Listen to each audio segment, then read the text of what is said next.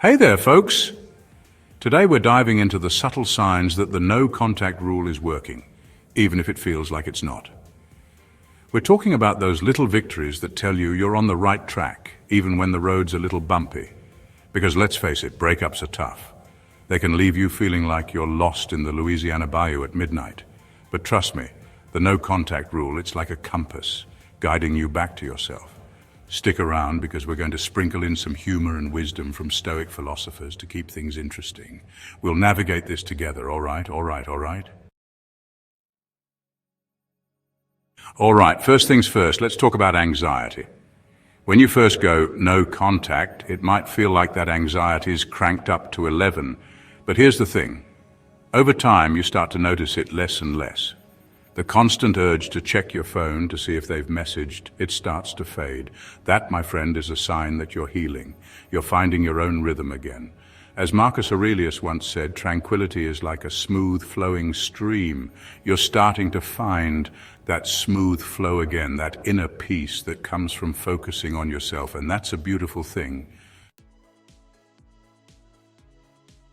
Now let's talk about personal goals. Remember those dreams you put on hold? Well, guess what? Someday is here. When you're in the thick of a breakup, it's easy to lose sight of what makes you, you. But as you start to heal, you rediscover those passions, those ambitions that set your soul on fire. Suddenly, signing up for that pottery class or finally finishing that novel feels not just possible, but essential. It's like you're reclaiming your space, your time, your life.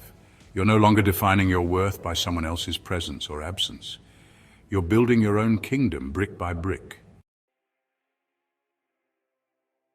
Now let's talk about the elephant in the room, or should I say the X in the Instagram feed. You know, the one. The person who suddenly reappears in your digital life after weeks or even months of complete silence. It's been a few weeks, maybe even months of radio silence, and then, bam! They're suddenly liking your old photos. Maybe even leaving a comment or two. It's like they've been lurking in the shadows, waiting for the perfect moment to make their presence known. What does it mean? Are they trying to crawl back? Are they playing mind games? Or is it something else entirely? The questions start swirling in your mind, and you can't help but wonder what their true intentions are. Look, I'm not saying it's always the case, but sometimes, just sometimes, it's a sign that the no contact rule is working. It's a classic move in the playbook of relationships and breakups. See, when you disappear from their radar, it creates a void, a noticeable absence that they can't ignore. It's like a missing piece in their daily routine. They're used to having access to you, to knowing what you're up to. And suddenly they don't. It's like a curtain has been drawn and they're left in the dark. So naturally they get curious. They start to wonder what's going on in your life, what you're doing and who you're doing it with. They start to wonder if you're still hung up on them or if you've moved on and are living your best life. The curiosity eats at them and they can't help but check in on you. And that, my friend, is a power move. It's a subtle yet effective way to regain control and make them realize what they've lost. So embrace the curiosity factor and let it work in your favor. Self-esteem, the CEO of you. Here's the thing about breakups, they can do a real number on your self-esteem. You start questioning your worth, wondering what you could have done differently, blaming yourself. But as you start to heal, something amazing happens. You start to see yourself in a new light. The self-doubt starts to fade, and in its place, you find a quiet confidence, a deep sense of self-respect. You start making choices that align with your values, your needs, your desires. You're no longer seeking validation from someone else, you're giving it to yourself. Old hobbies dust off those dreams. Remember that dusty old guitar case tucked away in the corner? The one you used to strum every evening, filling the room with melodies that spoke to your soul. Or that pottery wheel you swore you'd master one day, the one that held the promise of beautiful creations waiting to be molded by your hands. Yeah, those. The ones that got pushed aside while you were busy navigating the choppy waters of love and loss, of life's ups and downs. Well, my friend, it's time to dust them off. It's time to breathe new life into those forgotten passions. One of the most beautiful things about the no contact rule is that it gives you the space to reconnect with yourself, with the things that bring you joy. It's a chance to rediscover what makes your heart sing. It's like you're rediscovering a part of yourself you thought you'd lost, a part that's been waiting patiently for you to return. And let me tell you, there's a certain magic in that, a magic that reignites your spirit and fills you with a sense of purpose. You'll be surprised at how good it feels. It's like finding a long-lost friend, a piece of yourself that makes you whole again. Sleep sweet, uninterrupted sleep.